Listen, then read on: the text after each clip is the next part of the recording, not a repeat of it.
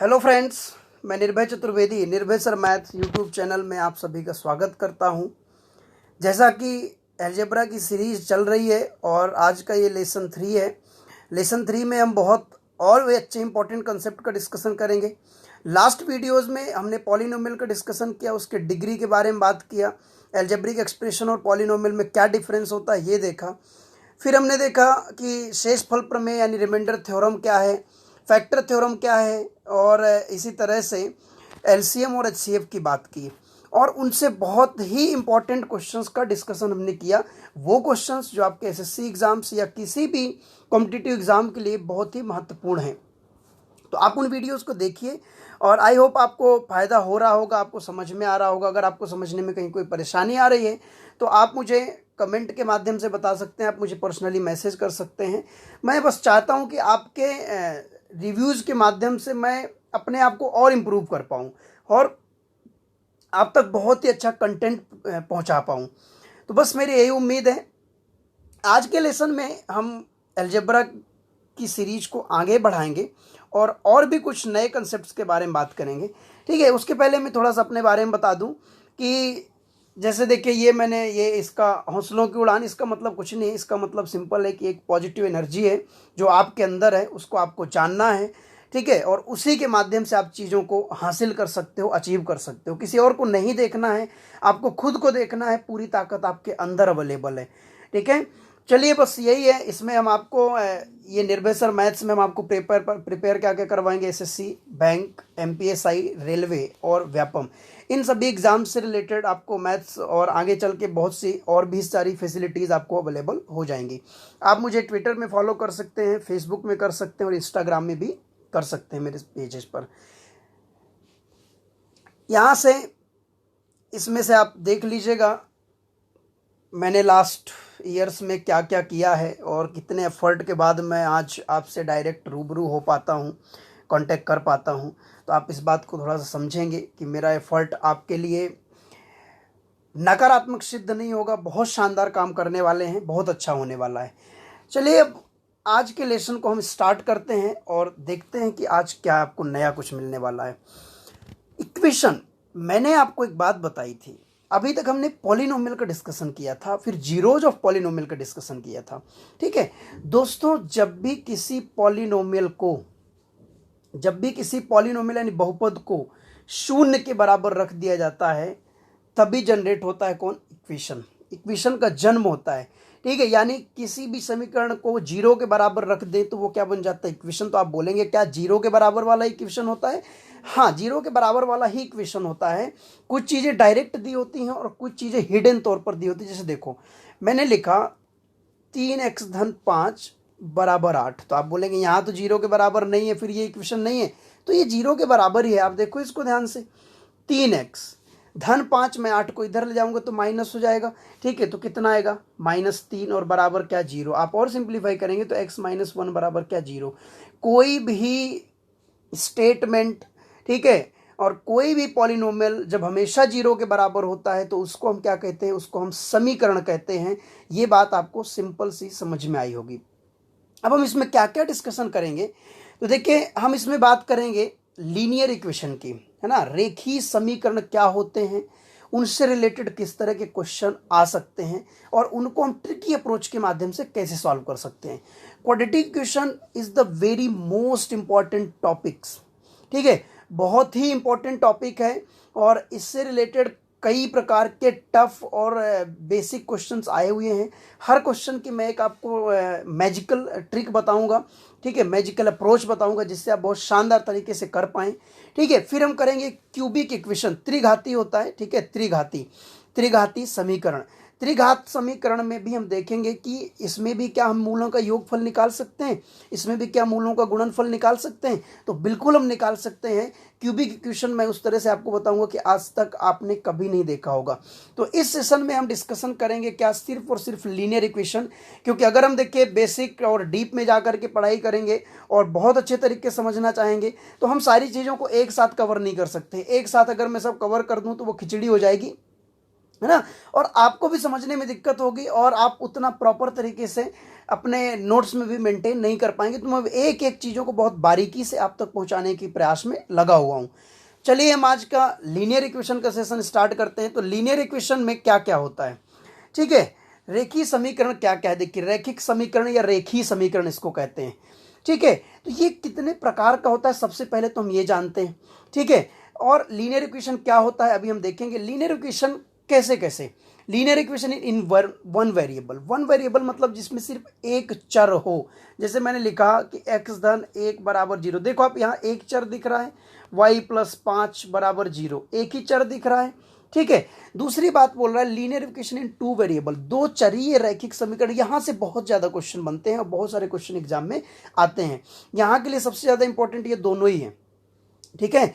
Linear equation in three variable, तो पहले हम दो को समझते हैं। Linear equation in two variable का मतलब हुआ, जैसे आप ये जानते हैं x प्लस वाई बराबर कुछ भी हो जाए, 8 हो जाए, ठीक है। x प्लस ये 2x प्लस वाई माइनस 3 बराबर 0। देखो कुछ नहीं देखना है दोस्तों, आपको सिर्फ ये देखना है कि दो वेरिएबल है क्या। हाँ है दो वेरिएबल, यहाँ भी देखिए दो वेरिएबल है। इसका मतलब ये कौन सा लीनियर इक्वेशन हुआ, ये दो वेरिएबल वाला लीनियर इक्वेशन हुआ, ठीक है। Linear equation in three variable, three variable में क्या हो जाएगा भाई, तीन वेरिएबल आ जाएंगे। जैसे मैंने लिखा x plus Y plus Z बराबर क्या 0 या 5 या 10, जो भी आप ले सकते हैं, ठीक है।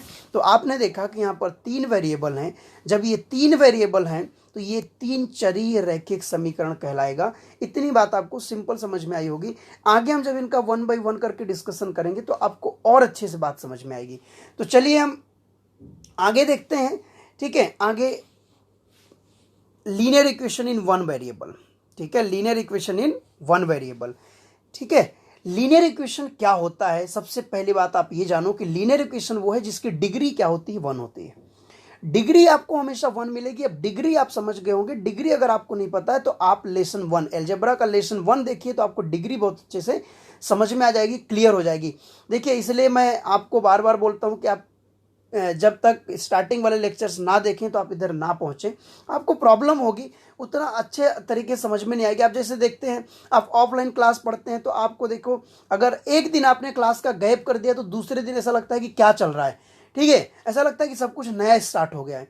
उसी तरह से है कि अगर आपने पहले और दूसरे लेसन को नहीं देखा है, पहले और दूसरे लेक्चर को नहीं पढ़ा है, तो आप इस लेक्चर में थोड़ा सा प्रॉब्लम महसूस करेंगे, ठीक है। फिर भी मैं कोशिश करूंगा कि आपको समझा पाऊं, लेकिन आप कोशिश करें कि थोड़ा सा समय दें और डिग्री को आप पहले लेसन से जाकर के समझ लें। देखिए linear equation in one variable, तो इसकी मैं डेफिनेशन, डिग्री क्या होगी भाई, लीनियर इक्वेशन है, रेखीय समीकरण है, तो डिग्री तो हमेशा वन होगी, है ना। लेकिन इसमें वेरिएबल कितने होंगे भाई, वेरिएबल एक, ठीक है। जब वेरिएबल एक और डिग्री एक, तो उसे हम क्या कहते हैं, एक चरी रैखिक समीकरण। यानी रैखिक समीकरण तो है लेकिन कैसा है, एक चर वाला। देखो आप उसके लिए एग्जांपल मैंने यहाँ पर रखा है, ठीक है। एक चर का ये एक चर, ये बस x है ना, X Y Z A B C कुछ भी हो। अब यहाँ से आप x का मान निकालना चाहेंगे तो ये उधर जाएगा, कितना आ जाएगा, 9 आ जाएगा। ये भी क्या है, समीकरण है, ये भी समीकरण है। x बराबर 9 भी समीकरण है। कैसा समीकरण है, रेखीय समीकरण। आप बोलेंगे 0 के बराबर नहीं, तो है ना भाई 0 के बराबर, x माइनस 9 बराबर 0, ठीक है। तो एक चरी रैखिक समीकरण को आपने समझा, ठीक है।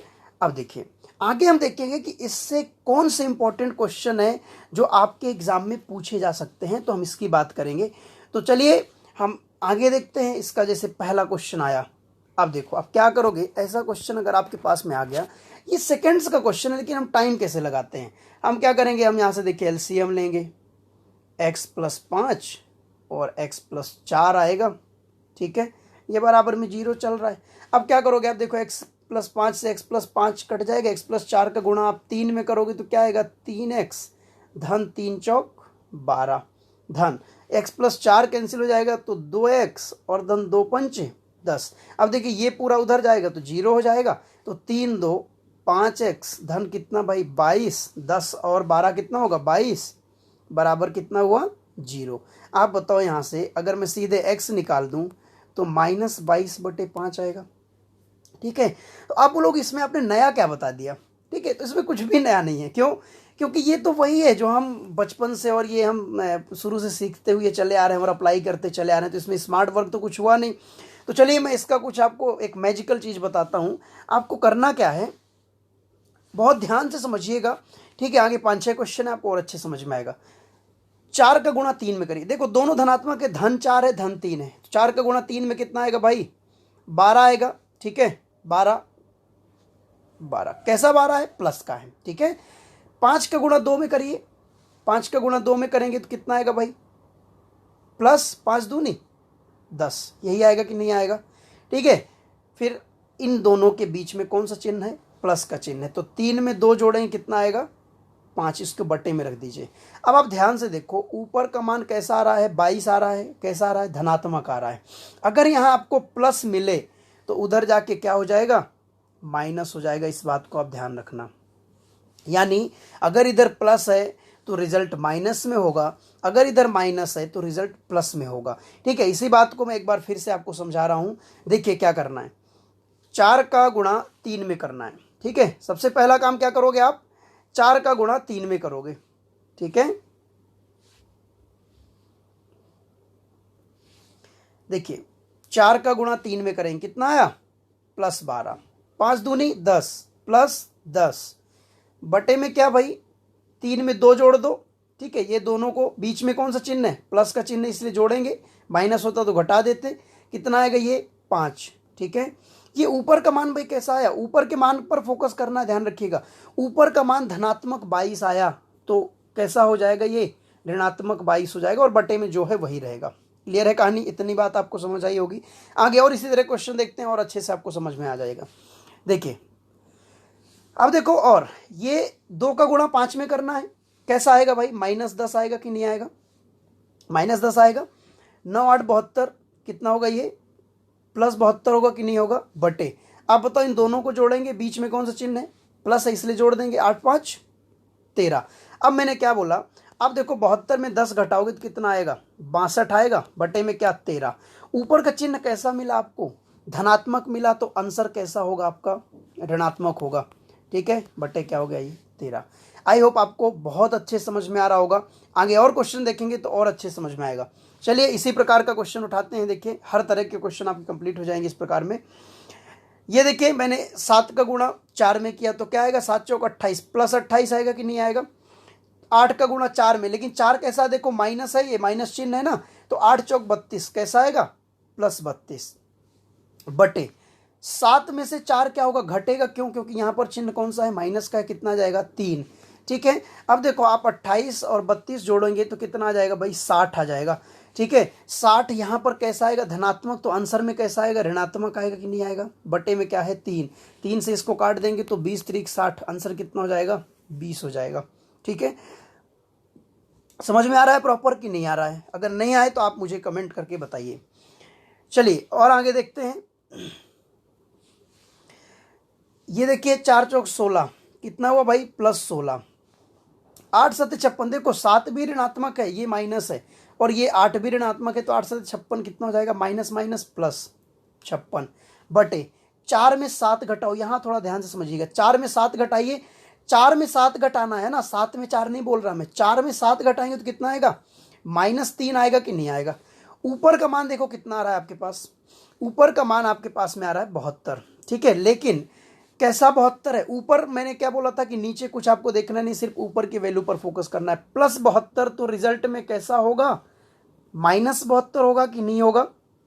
बटे में क्या है, -3, तो देखिए 3 से 3 कैंसिल हो गया, सॉरी माइनस से माइनस कैंसिल हो गया, इसको काटेंगे तो आपका आंसर कितना आएगा, 24 आ जाएगा। ठीक है, इसी बात को एक बार मैं और आपको समझाता हूं, आपको प्रॉब्लम नहीं होना चाहिए। देखिए 4 चौक 16 कितना है भाई, प्लस 16, 8 7 56 कितना होगा, प्लस 56 बटे 4 में 7 घटाएंगे, यहाँ माइनस है इसलिए, लेकिन बड़ा वाला मान कैसा है, ऋणात्मक है, तो आंसर कितना आएगा यहाँ -3।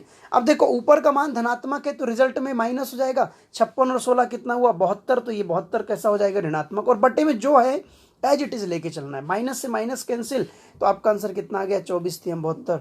ठीक है, तो आई होप आप बहुत अच्छे समझ में आ रहा होगा, मजा आ रहा होगा। चलिए और आगे देखते हैं हम, और आगे देखिए सेम क्वेश्चन हमने उठाया है। 4 चौक 16 कैसा आया भाई, -16, 8 7 56 कैसा, माइनस माइनस प्लस 56 बटे 4 में 7 घटाइए, यहाँ माइनस है तो -3 आएगा। क्लियर है कहानी। आप बताओ 56 में अगर मैं 16 घटाऊंगा तो 40 आएगा, 40 कैसा आया, धनात्मक, तो कैसा हो जाएगा, ऋणात्मक, और बटे में जो है आप वही लेकर के चलो, चाहे वो माइनस हो चाहे प्लस हो। माइनस से माइनस कट गया, 40/3, या आप इसको लिख सकते हैं 13 सही 1/3, ये आपका क्या हो जाएगा, आंसर हो जाएगा। तो देखिए अगर linear equation in one variable से अगर आपका क्वेश्चन आएगा तो इस टाइप के क्वेश्चन बन सकते हैं जिनको आप ऐसे मैजिकल तरीके से सॉल्व कर सकते हैं। चलिए आगे देखते हैं, आगे क्या है आपके पास। आगे है linear equation in two variable. Linear equation in two variable बहुत ही ज़्यादा इंपॉर्टेंट है, ठीक है। दो चरीय रैखिक समीकरण, तो इसका देखो डेफिनेशन क्या है भाई, डिग्री क्या है, 1, क्यों, क्योंकि रेखीय समीकरण है। और वेरिएबल्स कितने होंगे यहाँ पर, तो आप बोलेंगे 2 वेरिएबल होंगे, क्योंकि इसके नाम से ही समझ में आ रहा है 2 चर होना चाहिए, ठीक है। तो 2 चर और डिग्री क्या, 1। ऐसा समीकरण जिसकी डिग्री 1 तथा वेरिएबल 2 होते हैं उसे हम क्या कहते हैं, linear equation in two variables, यानी 2 चरी रेखीय या रैखिक समीकरण कहा जाता है। इसका स्टैंडर्ड फॉर्मेट क्या होता है, ax + by + c = 0, ठीक है। ax + by यानी जैसे x + y और बराबर 0, तो आप बोलेंगे ये कहाँ है ax + by + c, तो भाई a के जगह में 1 है यहाँ पर, ठीक है, और b की जगह में भी यहाँ 1 है ना, और c है नहीं तो c का मान फिर क्या है, 0 है। क्लियर। तो इस टाइप के जो भी इक्वेशन होते हैं उनको हम क्या कहते हैं, 2 चरीय रैखिक समीकरण कहते हैं। आगे देखिए, आगे linear equation in two variable यानी 2 चरीय रैखिक समीकरण को सॉल्व करने की क्या क्या विधियां हो सकती हैं। तो आप देखो ये इस मेथड के बारे में बात कर रहे हैं, तो आपने 10वीं क्लास में पढ़ी होगी एलिमिनेशन मेथड। बहुत सारे क्वेश्चन थे और इसमें से 1-2 क्वेश्चन एग्जाम में हमेशा आता था, यानी विलोपन विधि आपने पढ़ी होगी। विलोपन का मतलब क्या होता है, किसी एक पद को लुप्त कर देना, ठीक है, या विलोपन का मतलब ही होता है किसी को लुप्त कर देना, ठीक है, गायब कर देना, एलिमिनेट कर देना, हटा देना, ठीक है। तो एलिमिनेशन मेथड हम सीखेंगे आगे क्या है। सब्स्टिट्यूशन मेथड, सब्स्टिट्यूशन मेथड का क्या होता है, जैसे आप कहते हैं ना कि x का मान समीकरण नंबर 1 या 2 में रखने पर, तो जब आप रखते हो किसी की जगह में किसी के मान को रखते हो तो वही क्या कहलाता है, वही कहलाता है प्रतिस्थापन विधि या सब्स्टिट्यूशन मेथड। एक मेथड होती है क्रॉस प्रोडक्ट मेथड, तिर्यक गुणा विधि, ठीक है। तो इसको हम जानेंगे तिर्यक गुणा विधि हम किस तरह से अप्लाई करते हैं और ये क्या होती है। चलिए आगे देखते हैं। सबसे पहली एलिमिनेशन मेथड यानी विलोपन विधि क्या है। विलोपन विधि आप समझो, देखो मैंने यहाँ पर 2 इक्वेशन लिए हुए हैं, ये हमारा पहला समीकरण है और ये हमारा दूसरा समीकरण है, ठीक है। अब देखो आपने ये मेथड सीखी होगी, समीकरण नंबर 1 में इसका, समीकरण नंबर 2 में इसका गुणा करने पर हमें प्राप्त होता है, इस तरह से हमने किया था, ठीक है। तो अब देखो इससे हम क्या करते हैं, मैं चाहूँ तो यहाँ से पहले x हटा दूँ या मैं चाहूँ तो y हटा दूँ, जो मेरे मन में आएगा वो मैं कर सकता हूँ, ठीक है। आपको x हटाना x हटाइए, पहले y हटाना है तो y हटाइए। देखिए अगर मुझे x हटाना है तो मुझे इस वाले समीकरण में x की जगह 3x बनाना पड़ेगा, क्योंकि यहाँ पर क्या है 3x है, ठीक है। तो देखिए मैं इसमें 3 का गुणा कर देता हूँ, ठीक है। अगर मैं 3 का गुणा करूँगा तो 3x + 3y = 3 चौक 12, है ना। और ये कितना दिया आपको, 3x + 2y बराबर कितना है, 9, ठीक है। ये देखिए यहाँ आप जानते हैं कि जो प्लस होता है वो माइनस हो जाता है, जो माइनस होता है वो प्लस हो जाता है। तो यहाँ सब प्लस में थे तो ये माइनस हो गए, ये देखो कैंसिल हो गया। और 3y में से आप 2y घटाएंगे तो कितना आएगा, y आएगा। और बराबर 12 में से 9 घटाएंगे तो कितना आएगा, 3 आएगा। यानी आपको y का मान कितना मिल गया, 3 मिल गया। और y के मान को अगर मैं इस समीकरण या इस समीकरण कहीं भी पुट कर दूं तो हम कहाँ पुट करते हैं, जहाँ हमें आसानी होती है। देखो मैं यहाँ पर बहुत आसानी से मिल जाएगा कि अगर मैं y 3 रखता हूँ तो x का मान मुझे क्या मिल जाएगा, 1 मिल जाएगा। तो ये बात आप बचपन से जानते हैं, बहुत छोटी छोटी बातें हैं, ठीक है। इसी में देखिए अगर मैं y को हटाना चाहता, तो मैं इसमें किसका गुणा करता भाई, 2 का करता, तो ये बन जाता देखो 2x और धन कितना 2y बराबर 2 चौके 8। और ये कितना दिया आपको, 3x धन 2y बराबर कितना 9। अब देखो अब y अपने आप हट जाएगा, ये क्या है माइनस, ये माइनस और ये माइनस हो जाएगा। अब देखो यहाँ से ये 2y से 2y तो कैंसिल हो गया, 2x में 3x घटाना है तो -x आएगा, ध्यान रखिएगा। 8 में से 9 घटाना है तो -1 आएगा और माइनस से माइनस कैंसिल, तो देखो x का मान आपको क्या मिल गया, 1 मिल गया। और अगर मैं x के मान को यहाँ रख दूँ तो मुझे y का मान कितना मिल जाएगा, 3 मिल जाएगा। तो आपने एलिमिनेशन मेथड देखा कि वही मेथड है जो आप 10वीं क्लास में, उसके पहले भी आपने देखा होगा और इसको आपने सीखा होगा। ठीक है, तो ये जो कुछ छोटे छोटे कंसेप्ट हैं उनको हम रिवाइज कर रहे हैं, जिनको हमने पहले सीखा है, लेकिन अभी हम क्या है कि बहुत समय से रिवाइज नहीं कर रहे हैं। ठीक है, तो हम थोड़ा सा भूल गए हैं, है ना, थोड़ा सा धुंधला टाइप से हो गया है। चलिए और आगे देखते हैं हम। सब्स्टिट्यूशन मेथड क्या होती है, प्रतिस्थापन विधि क्या होती है ना। मैंने आपको बताया था किसी की जगह में किसी को रख देना ही प्रतिस्थापन कहलाता है। ठीक है, तो अब देखो मैंने वही क्वेश्चन लिया और इसी को मैं प्रतिस्थापन से सॉल्व करूंगा। तो मैंने दूसरे समीकरण से देखो y का मान निकाल लिया। y का मान निकाला, कितना आया, y बराबर 4 माइनस एक्स। और मैं पहले समीकरण में y की जगह में इसको रख दूंगा। तो ये देखो पहला समीकरण 3x धन 2y, तो y की जगह में क्या रखूंगा, 4 माइनस एक्स, और बराबर में क्या दिया है, 9।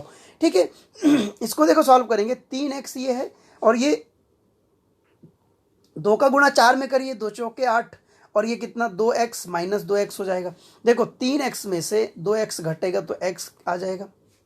9 में से आप 8 घटाएं, कितना आएगा, ये 1। अब आप बताओ, अगर x का मान 1 मिल गया तो मैं अगर x के मान को यहाँ रख देता हूँ तो मुझे y का मान क्या मिल जाएगा, 3 मिल जाएगा। ठीक है, इतनी बात आपको अच्छे समझ में आई है। आप ऐसा भी कर सकते हैं, यहाँ से x का मान y के फॉर्म में निकाल करके पुट करके भी चेक कर सकते हैं। ठीक है, तो कुल मिला के हमें बस सिंपल समझना है कि क्या है सब्स्टिट्यूशन, क्या है विलोपन। ठीक है, बाकी मेथड आप आगे चल के जो आपको समझ में आए वो इस्तेमाल करना, क्योंकि आंसर सभी से एक आता है। ठीक है, चलिए, है ना। अब जैसे ये, अब इस मेथड को लगाएंगे तो यहाँ से भी सेम क्वेश्चन, सेम आंसर आएगा।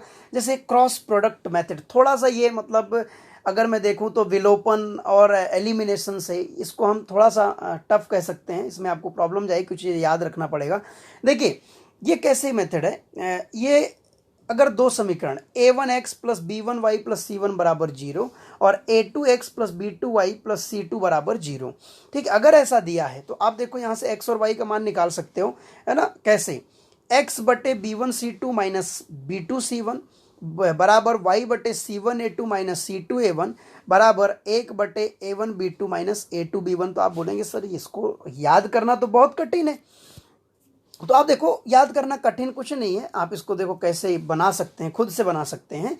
आप लिखो x बटे, देखो लिखा है BC फिर माइनस BC बराबर y बटे क्या है, CA माइनस CA, ठीक है, बराबर 1 बटे क्या है, AB माइनस AB।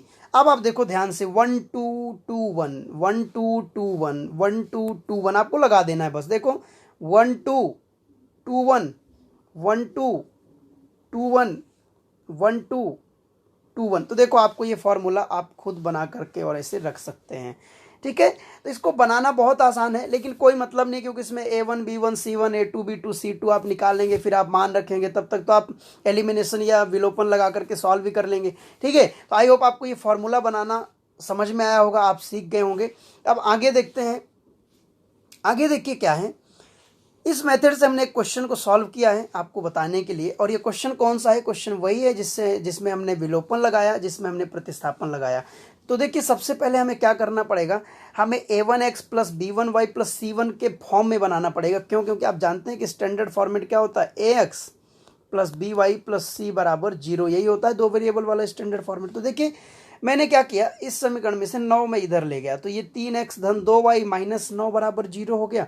फिर यहाँ देखो कौन सा चिन्ह होता है, प्लस होता है, तो हमने यहाँ देखिए प्लस बना दिया, तो अंदर ब्रैकेट में हमने -9 ले लिया। ठीक है, उससे इसमें और इसमें कोई फर्क नहीं हुआ।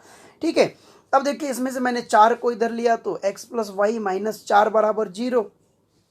तो x प्लस वाई, यहाँ में प्लस का चिन्ह चाहिए, तो अंदर हम ब्रैकेट में ले लेते हैं माइनस, तो ये प्लस और -4 बराबर क्या, 0।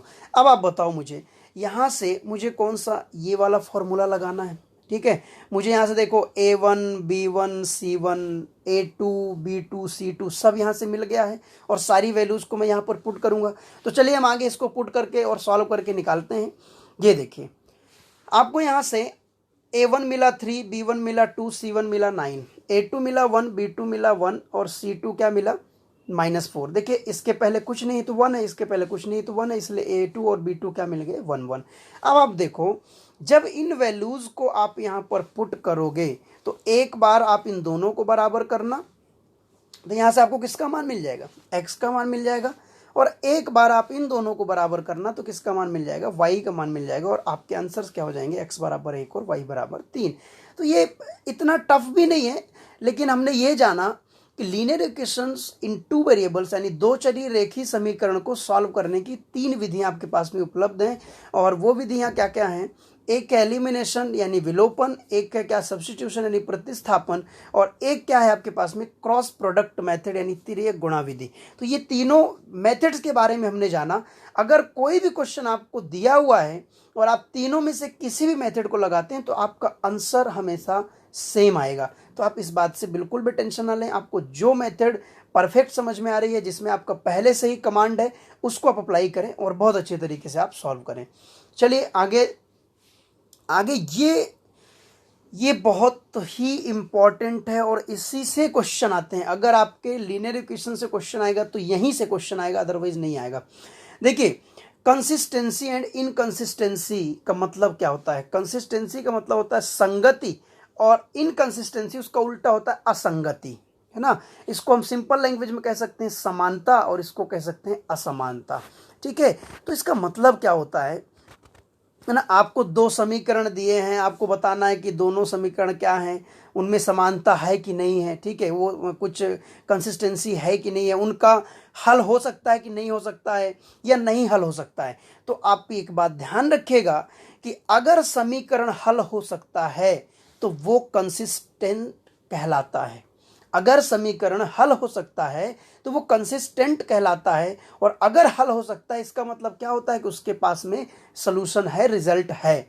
ठीक है, अब वो रिजल्ट कितने हो, एक हो या अनंत हो, है ना, उससे फर्क नहीं पड़ता। लेकिन आपको बहुत सिंपल लैंग्वेज में समझना है कि अगर समीकरण हल हो सकता है तो वो कंसिस्टेंट कहलाएगा, और अगर नहीं हल हो सकता है मतलब उसके कोई भी हल अगर नहीं है तो वो इनकंसिस्टेंट कहलाता है।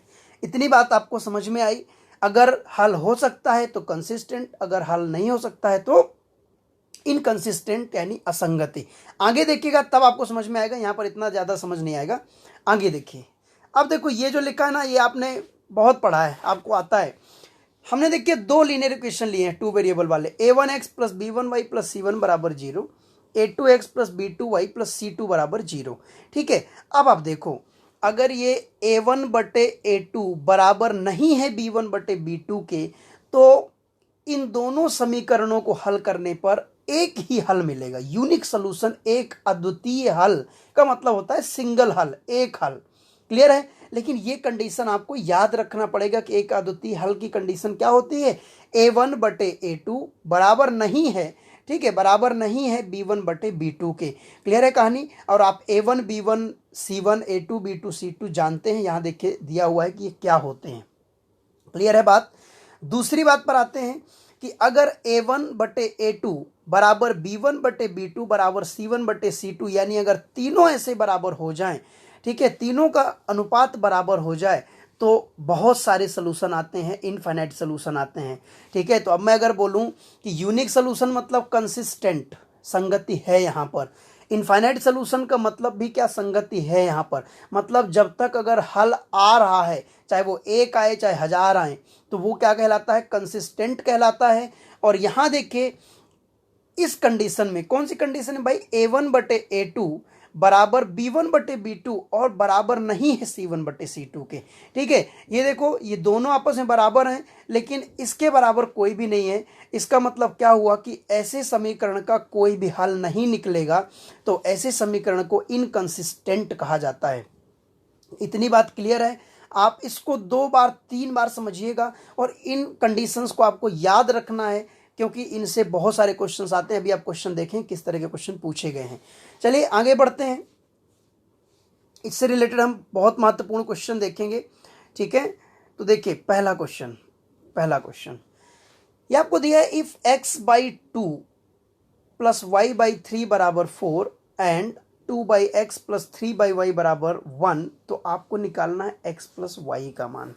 आप देखो, देखने में बहुत आसान लग रहा है, लेकिन इतना आसान नहीं है ना। आपको थोड़ा सा इसमें हिट एंड राइट भी यूज करना पड़ेगा। तो आप देखो ये समीकरण मुझे कहाँ से मिला, तो मैंने क्या किया, मैंने यहाँ से देखो एलसीएम लिया। तो आप बताओ, मैं अगर ये यहाँ में करके बता देता हूँ, x by 2 plus Y by 3 बराबर 4। अगर मैं इसका एलसीएम लूँगा तो कितना आएगा, 6 आएगा, बराबर में 4 चल रहा है। अब देखो 2 3 6 कितना हो जाएगा, 3x धन 3 दूनी 6 कितना हो जाएगा, 2y। तो आप बताओ 3x धन 2y बराबर ये 6 गुणे 4 कितना आएगा, 6 चौके 24। और ये समीकरण देखो मैंने यहाँ पर डायरेक्ट लिख दिया है। इतना आपको समझ में आया। अब देखिए हम दूसरा समीकरण सीखते हैं कि दूसरा समीकरण कैसे आया। दूसरा समीकरण के लिए भी मैंने यहाँ से क्या किया, एलसीएम लिया। तो देखो 2/x धन 3/y बराबर 1, और ये एलसीएम कितना है यहाँ पर, xy बराबर में 1 है। ठीक है, तो आप देखो ये x से x कट जाएगा तो ये कितना आएगा भाई, 2y प्लस y से y कट जाएगा कितना आएगा, ये 3x और बराबर 1 है। तो आप देखिए इसको 2y धन 3x बराबर में क्या आ गया, आपको xy मिल गया, और ये वही समीकरण है। ये दोनों समीकरण को आप मन से ऐसे ही देख करके यहाँ से निकाल के यहाँ रख सकते हैं। ठीक है, इतना आपको डिटेल में सॉल्व करने की ज़रूरत नहीं है। ठीक है, अब देखिए हम इनसे क्या रिजल्ट निकालेंगे। आप ध्यान से देखो, इस वाले समीकरण में 3x है, इस वाले समीकरण में भी 3x है, इस वाले समीकरण में 2y है, इस वाले समीकरण में भी 2y है। इसका मतलब मैं कह सकता हूं कि दोनों समीकरणों के ये वाले पक्ष क्या हैं, बराबर हैं। तो आप जानते हो कि अगर किसी भी समीकरण में लेफ्ट हैंड साइड बराबर होता है तो राइट हैंड साइड भी क्या हो जाता है, बराबर हो जाता है। इसका मतलब आपको एक्स वाई बराबर कितना मिल गया, 24 मिल गया। ठीक है, देखो ये एक्स वाई बराबर क्या मिल गया, 24 मिल गया। लेकिन आपको क्या निकालना है, आपको निकालना है एक्स प्लस वाई। ठीक है, एक्स प्लस वाई निकालने के लिए आपको क्या करना पड़ेगा भाई, आपको एक्स और वाई के ऐसे मान चाहिए जिनका गुणा कितना हो, 24 हो। ठीक है, और उनको अगर मैं यहाँ पर पुट करूँ तो बराबर में कितना मिलना चाहिए, मुझे 24 मिलना चाहिए। ये बात सेटिस्फाई करना चाहिए। ठीक है, तो देखिए 24 एक्स वाई बराबर अगर 24 है तो x का मान 2 और y का मान 12 हो सकता है। ठीक, क्योंकि 2 गुणे 12 24 होता है। x का मान 12 या y का मान 2 हो सकता है, 12 दूनी 24। x का मान 3 और y का मान 8 हो सकता है, 8 त्रिक 24। x का मान 8 और y का मान 3 हो सकता है, 8 त्रिक 24। x का मान 6 और y का मान 4 हो सकता है, 6 चौके 24। x का मान 4 और y का मान 6 हो सकता है, 4 छंग 24। ठीक है, तो देखिए इतनी सारी वैल्यूज पॉसिबल हैं, लेकिन हमें देखना है कि इनमें से ऐसी कौन सी वैल्यू है जो इस रिजल्ट को भी सेटिस्फाई करे। तो यहाँ आपको ऑप्शन की भी हेल्प लेना। देखो 11, एक तो x प्लस वाई का मान एक दिया है 11, तो आप देखो पहले 12 और 2 कितना हो गया, 14। तो यहाँ देखो अधिकतम 11 है, 14 है ही नहीं, तो ये कैंसिल कर दो पहले ही। ठीक है, 12 2 14, ये भी कैंसिल हो गया। 8 3 11, ये पॉसिबल हो सकता है, लेकिन अभी हम जानते नहीं, तो हम कैसे समझेंगे, हम यहाँ पर पुट करेंगे। देखिए यहाँ मैं अगर पुट करता हूँ तो 3 x की जगह मैं रखता हूँ, देखो 8 बराबर में कितना है, 24। आप बताओ 8 त्रिक 24 तो यही हो गया। आप प्लस आप इसमें कुछ भी करोगे तो ज़्यादा हो जाएगा, मतलब आपका ये 3 8 भी क्या हो गया, कैंसिल हो गया, है ना। सॉरी, इसमें यहाँ पर हम x की जगह 3 रखेंगे।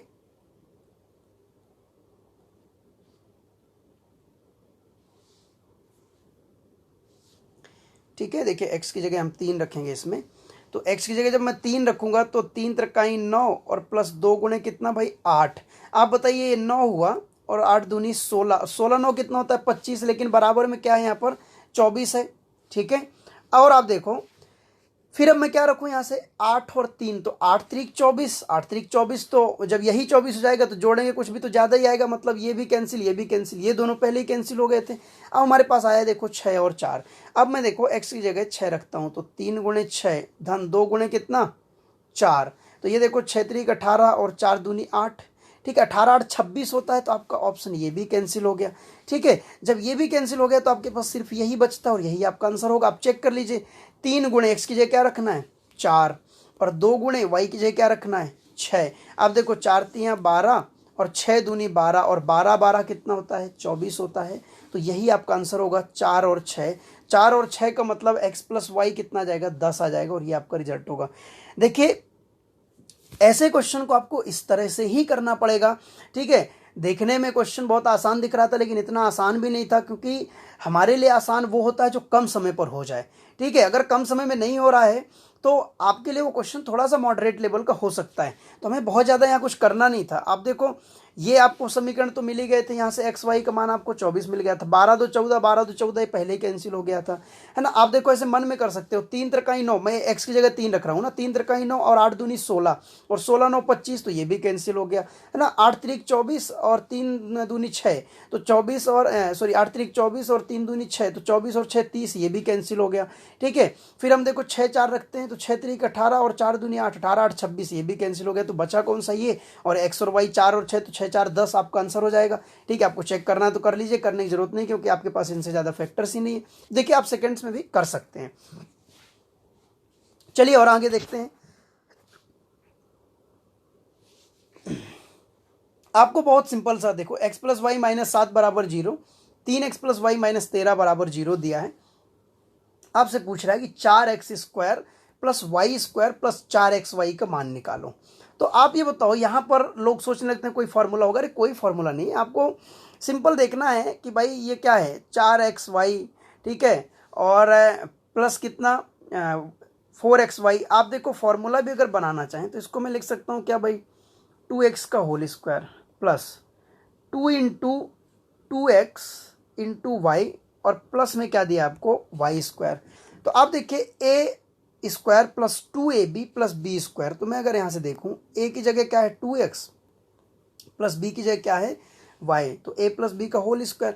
लेकिन फिर भी आपको x और y का मान तो निकालना पड़ेगा, तो चाहे आप x और y का मान यहाँ डायरेक्ट पुट कर दीजिए, चाहे आप यहाँ डायरेक्ट पुट कर दीजिए। तो आप मुझे बताओ, मैं अगर x और y के देखिए मान यहाँ से निकालता हूँ, तो मैं सीधे इसको माइनस कर देता हूँ। क्यों किया, क्योंकि मुझे y दिख गया, तो मुझे गुणा करने की जरूरत ही नहीं है, ठीक है। तो ये देखिए y से y कैंसिल हो गया, तो भाई ये -3x है, तो कितना आएगा यहाँ, -2x आएगा, बराबर 7 6 13, तो ये -6 आएगा, ठीक है। और ये कितना हो जाएगा, 2 3 6। तो आप बताओ x का मान कितना मिला भाई, 3 मिला x का मान। और x के मान को अगर मैं यहाँ पर पुट कर देता हूँ तो मुझे y का मान 4 3 7 होता है, तो y का मान कितना मिल गया, 4। अब मैं इन दोनों मानों को यहाँ रख देता हूँ, तो देखिए 2 3 6, x के लिए क्या रखेंगे हम 3, तो 2 3 6 और प्लस 4, 6 4 10, और 10 का स्क्वायर आपको क्या करना है, 10 का स्क्वायर निकालना है, ठीक है। तो आपको 10 का स्क्वायर कितना मिला, 100।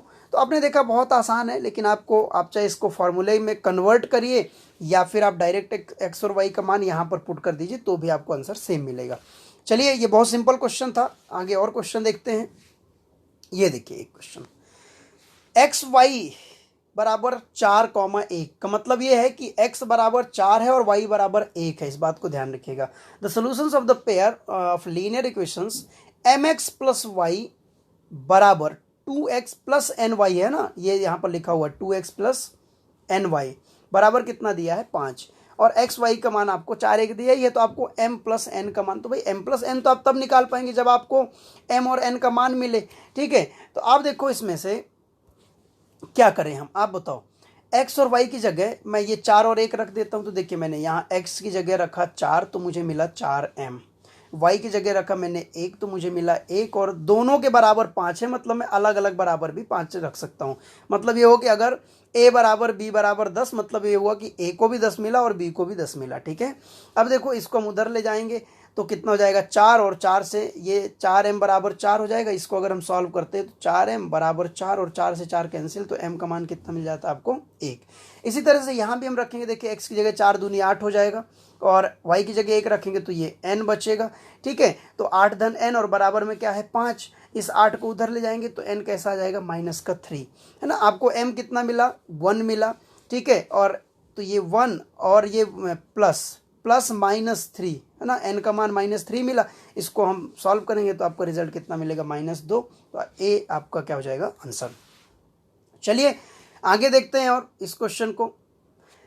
अब देखो ये क्वेश्चन आपको दिया हुआ है ना, आपसे पूछ रहा है कि आप x का मान निकालिए। ये मान लो आपसे पूछ लिया कि y का मान आपसे निकालिए। देखिए आपसे क्या पूछ रहा है, x और y दोनों पूछ रहा है, ठीक है। x और y ये दोनों पूछ रहा है, x पूछे या y पूछे। तो आपको देखो इतना बड़ा क्वेश्चन आ गया, अब आप क्या करोगे, इसमें 4 का गुणा करने लगोगे, है ना, फिर परेशान होगे। तो आपको देखो करना क्या है, बहुत आसान तरीके से करना है।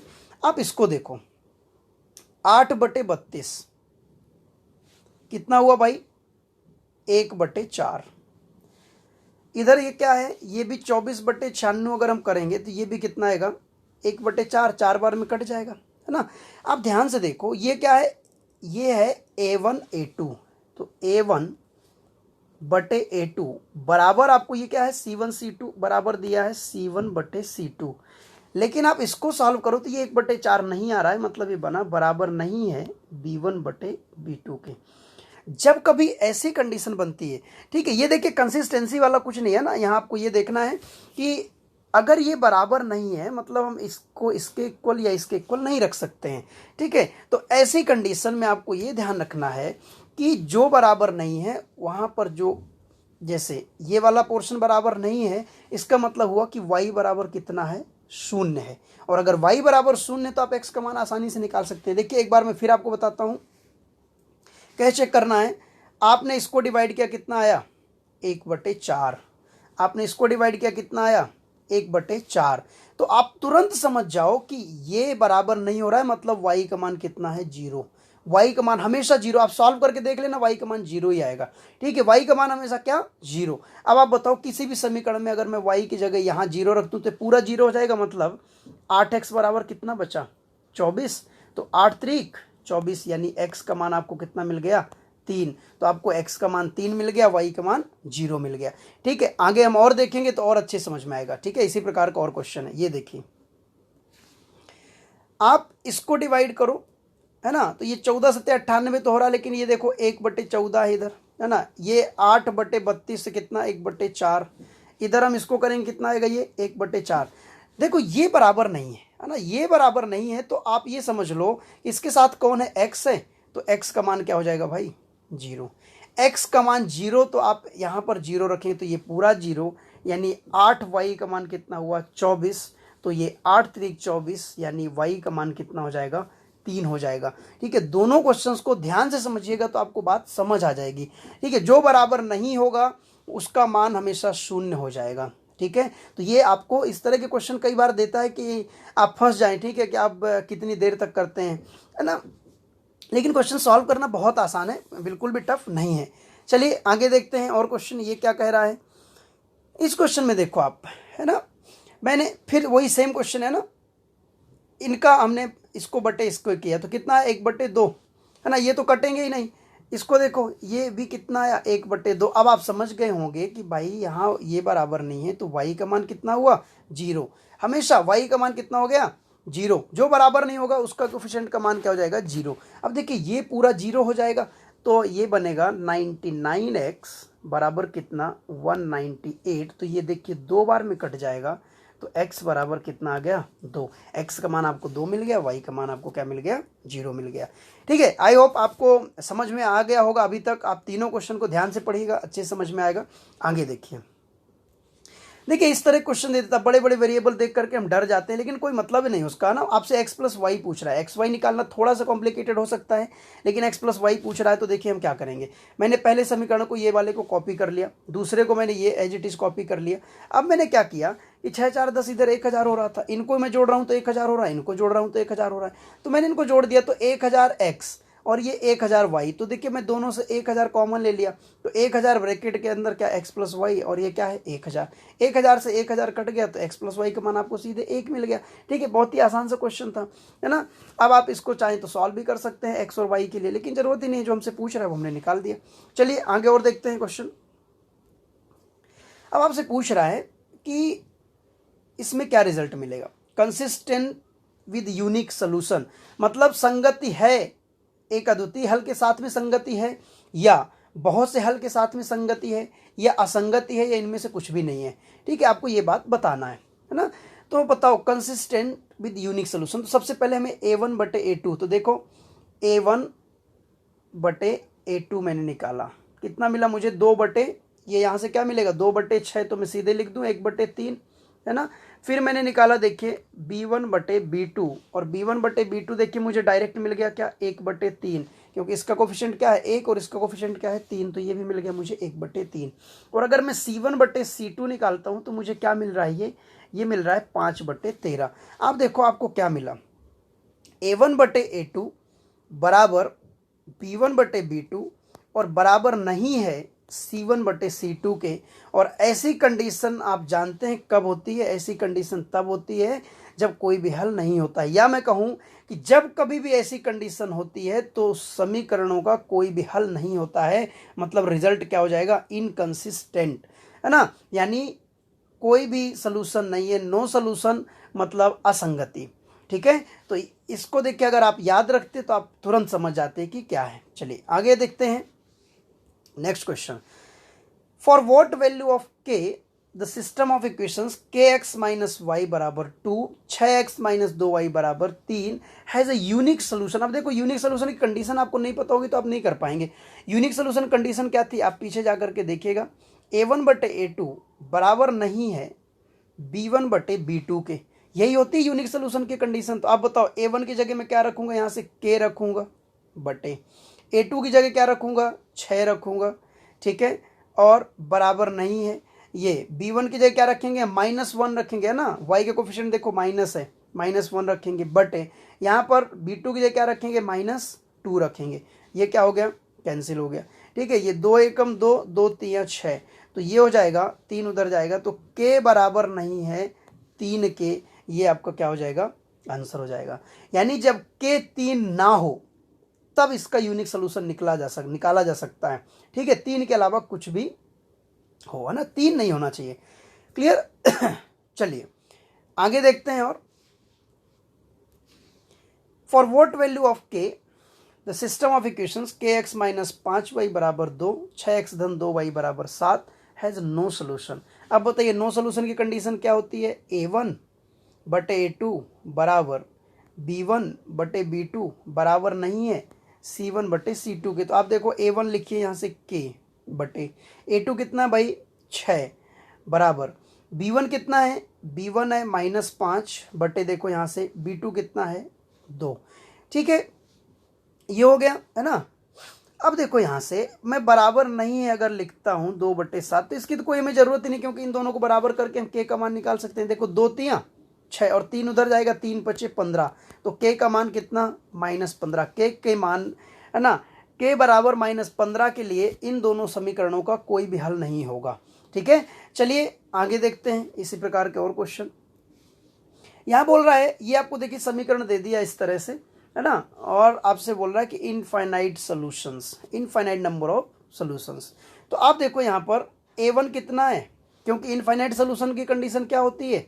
a1/a2 बराबर b1/b2 बराबर c1/c2। जब ऐसा होता है तब समीकरणों के अनंतता अनेक हल होते हैं। ठीक है, तो इसी कंडीशन के अकॉर्डिंग हमने किया। देखो यहाँ a1 की जगह क्या है? 1 है, तो हमने ये रख दिया, है ना। a2 की जगह क्या है? k+1, तो ये रख दिया a1/a2। फिर b1 की जगह k+1, b2 की जगह 9, ये रख दिया। ठीक है, और ये देखो c1 की जगह क्या है? 5, और c2 की जगह क्या है? ये 8k-1। क्लियर है कहानी? अब आप चाहें तो इसको इसके बराबर रख दें या इसके बराबर रख दें या इन दोनों को बराबर रख दें, तो आप सॉल्व कर सकते हैं। तो मैं देखो इन दोनों को बराबर रख देता हूँ। तो देखो यहाँ से इसका गुणा करूँगा मैं, तो ये बन जाएगा k+1 का होल स्क्वायर बराबर 9 गुणे 1 कितना हो जाएगा? 9 हो जाएगा। ठीक है, ये क्या है? ये होल स्क्वायर है। तो देखो आप k+1 का मान कितना आ जाएगा? स्क्वायर रूट निकालेंगे तो +-3 आएगा। तो देखो अगर मैं k+1 बराबर 3 रखता हूं तो मुझे k का मान कितना मिलेगा? 2 मिलेगा। अगर मैं k+1 बराबर -3 रखता हूं तो आप देख रहे हैं कि ये 1 उधर जाएगा तो माइनस हो जाएगा, तो मुझे -4 मिलेगा। यानी k का मान 2 हो सकता है, k का मान -4 हो सकता है। तो आप ऑप्शन में देखिए कि क्या दिया है, तो आपको देखिए दिया है 2। ठीक है, -4 दिया होता तो -4 होता, दोनों साथ में नहीं दिए होते। ठीक है, तो आई होप ये बात आपको समझ में आई होगी। चलिए नेक्स्ट क्वेश्चन देखते हैं। इस क्वेश्चन में भी देखिए इनफाइनाइट सोल्यूशन की बात कर रहा है, यानी a1/a2 बराबर b1/b2 बराबर c1/c2 कंडीशन बनेगी। तो आप देखो यहाँ से भाई मैंने a1 का मान यहाँ रख दिया ये 2, है ना, b1 का मान यहाँ रख दिया 3 और c1 का मान यहाँ रख दिया देखिए 7। a2 की जगह क्या है? a2 की जगह 2a, x का कोफिशिएंट होता है a2, तो ये आ गया 2a। y का कोफिशिएंट कितना है? a+b, तो ये देखिए हमने रख दिया यहाँ पर a+b बराबर ये वाला c2 कितना है आपके पास में? 28। अब देखो इसको मैं काट दूं, 7 चौक 28 कट जाएगा, ये 2 से 2 कट जाएगा। ठीक है, अब हम इसको पहले गुणा करते हैं। तो आप देखो यहाँ से आपको क्या मिला? आपको मिला 3a बराबर, इसका इसमें गुणा होगा तो a प्लस बी, है ना। और हम इनको बराबर करते हैं तो ये देखो क्या मिल जाएगा आपको। अब इधर क्या है, 1/4 है, तो a प्लस बी का गुणा 1 में होगा तो क्या मिलेगा आपको, a प्लस बी बराबर, ये कितना हो जाएगा, 4×3=12। देखो a प्लस बी आपको 12 मिल गया, आप a प्लस बी के मान को यहाँ रख दो, तो ये हमने देखो 12 रख दिया, तो 3a बराबर 12, तो ये 3 से 4 बार कट जाएगा, यानी आपको a का मान कितना मिल गया, 4। अगर आपको a का मान 4 मिल गया और a प्लस बी 12 है, तो आप बताओ मुझे b का मान कितना हो जाएगा, 8×4=12 होता है, तो आपको b का मान कितना मिल जाएगा, 8 मिल जाएगा। ठीक है, तो देखो a का मान 4 और b का मान 8 फर्स्ट में है, आपका फर्स्ट ऑप्शन, यही आपका क्या है, आंसर है। देखो अगर आपको मालूम है यूनिक सोल्यूशन कब होता है, इनफाइनाइट सोल्यूशन कब होता है और नो सोल्यूशन कब होता है, तो आप ऐसे क्वेश्चंस को बहुत आसानी से कर सकते हैं। आप देखिएगा प्रीवियस ईयर क्वेश्चंस में बहुत सारे पूछे गए हैं ऐसे क्वेश्चन। चलिए आगे देखते हैं। आगे आपको मिलेगा लीनियर इक्वेशन इन 3 वेरिएबल, है ना, लीनियर इक्वेशन इन 3 वेरिएबल। आप बताओ यहाँ पर क्या फर्क क्या आएगा, डिग्री तो एक ही रहेगी, वेरिएबल कितने हो जाएंगे, 3 हो जाएंगे। स्टैंडर्ड फॉर्मेट बन जाएगा, देखो ax plus b y plus c z बराबर प्लस डी बराबर 0। देखो एक वेरिएबल x, दूसरा वेरिएबल y, तीसरा वेरिएबल z, ठीक है ना। तो ये आपके क्या हो गए, 3 वेरिएबल और डिग्री क्या एक, तो ये क्या कहलाएगा, ये कहलाएगा लीनियर इक्वेशन इन 3 वेरिएबल्स। ठीक है, अब देखो आप इसको सॉल्व करने के लिए कोई भी मेथड लगा दो, आप एलिमिनेशन लगा दो, सब्स्टिट्यूशन लगा दो, इससे डायरेक्ट ऐसा कोई क्वेश्चन नहीं आता, लेकिन हम इसका यूज कैसे करेंगे उस बात को मैं आपको देखिए सिखाता हूँ क्वेश्चंस के माध्यम से। ठीक है, तो इससे रिलेटेड हम क्वेश्चन देखते हैं किस तरह का क्वेश्चन आया है। आप देखो इतना बड़ा क्वेश्चन है, लेकिन आप इसको कैसे कर सकते हैं। Cost of 8 pencils 5 pens and 3 erasers is ₹111 sorry. Cost of 9 pencils, 6 pens and 5 erasers is 130 rupees. Cost of 16 pencils, 11 pens and 3 erasers is 221. What is the cost of 39 pencils, 26 pens and 13 erasers? 8 pencil 5 pen और 3 रबड़ का मूल्य 111 रुपये है। 9 pencil 6 pen और 5 रबड़ का मूल्य 130 रुपये है। 16 पेंसिल 11 पेन 3 रबड़ का मूल्य 221 रुपये है। तो आपको निकालना है 39 पेंसिल 26 पेन और 13 रबड़ का मूल्य आपको निकालना है। देखिए जो जो उसने बोला है वही हमने यहाँ पर इक्वेशन बना दिया है।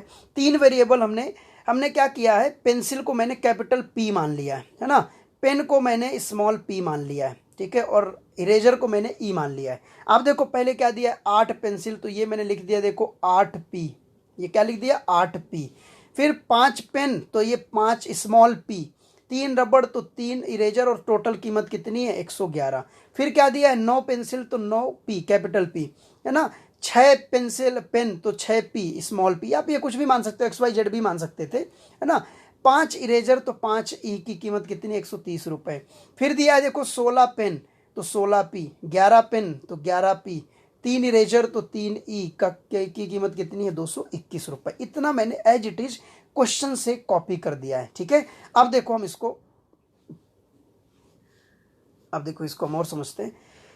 देखिए इतना मैंने यहां तक कॉपी किया था, मुझे ये निकालना है। तो सबसे पहले आप ये देखो इसमें 39p 26p 13p, अगर मैं इनमें से 13 कॉमन ले लूँ तो अंदर क्या बचेगा, 13 तियां 39, 13 दूनी 26, 13 एकम 13, ये बचेगा।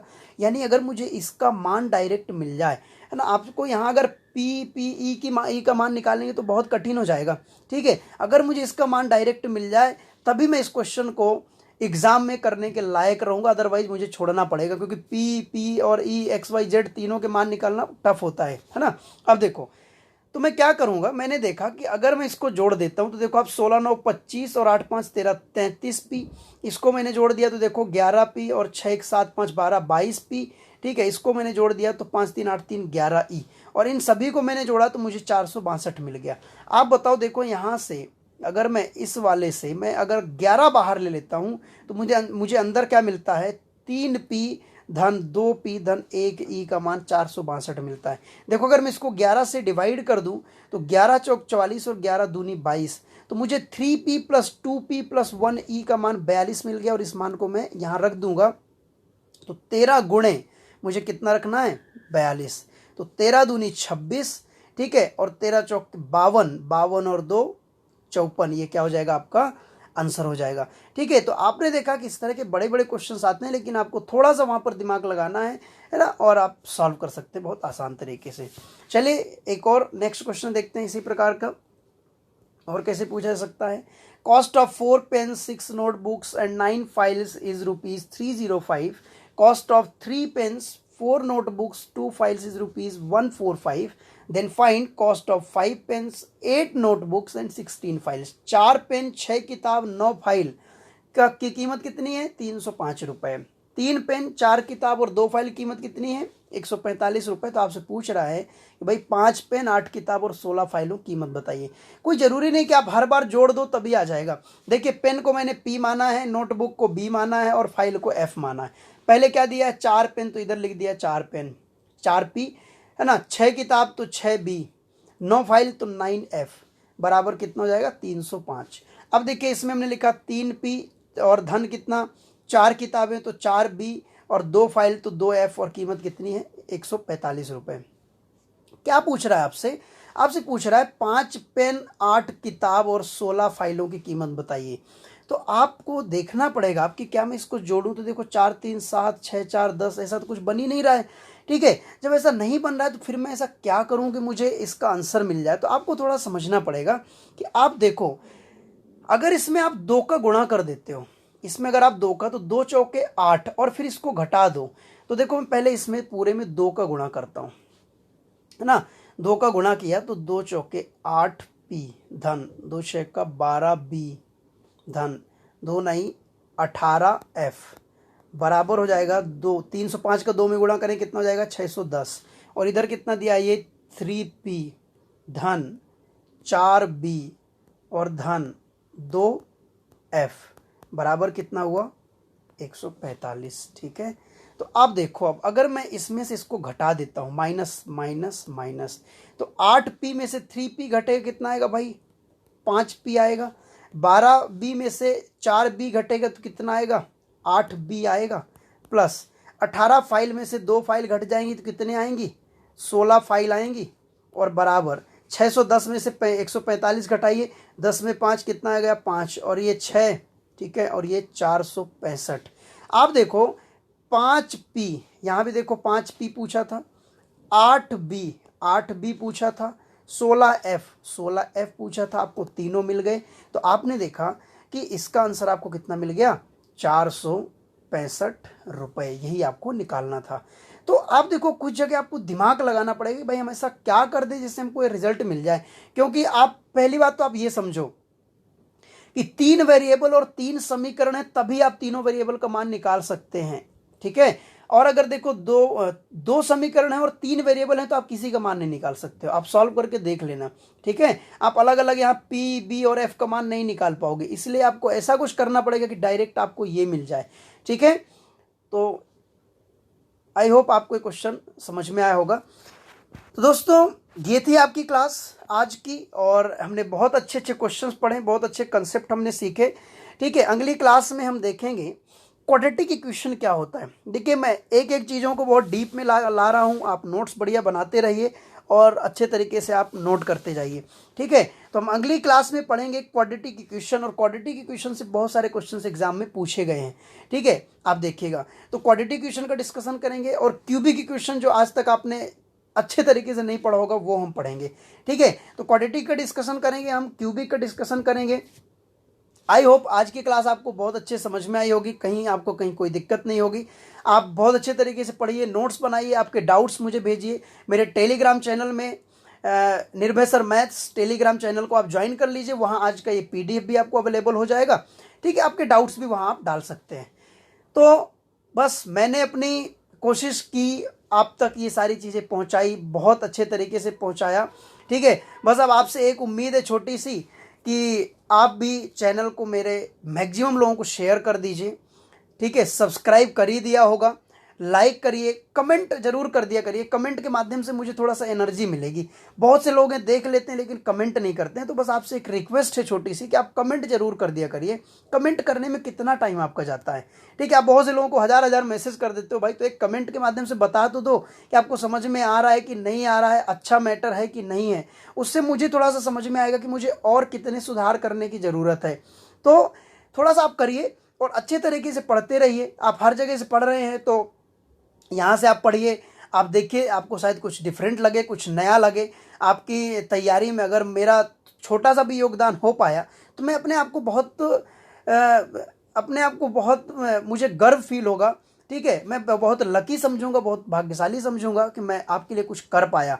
तो बस एक छोटी सी गुजारिश है कि आप कमेंट कर दिया करिए, आप बता दिया करिए कि आपको समझ में आ रहा है, आपको मज़ा आ रहा है कि नहीं आ रहा है, कोई कहीं दिक्कत तो नहीं हो रही है। किसी भी क्वेश्चन, किसी प्रकार का डाउट आता है तो आप वो डाउट मेरे तक भेजिए। तो चलिए, आई होप आप सारी बातों को समझ रहे होंगे और बहुत अच्छे समझ रहे होंगे, ठीक है। तो हौसलों की उड़ान के साथ में आज की इस क्लास को हम यहीं समाप्त करते हैं। थैंक यू सो मच, बहुत बहुत शुक्रिया। खुश रहिए, मस्त रहिए और इसी तरह से मुस्कुराते रहिए। चलिए, धन्यवाद।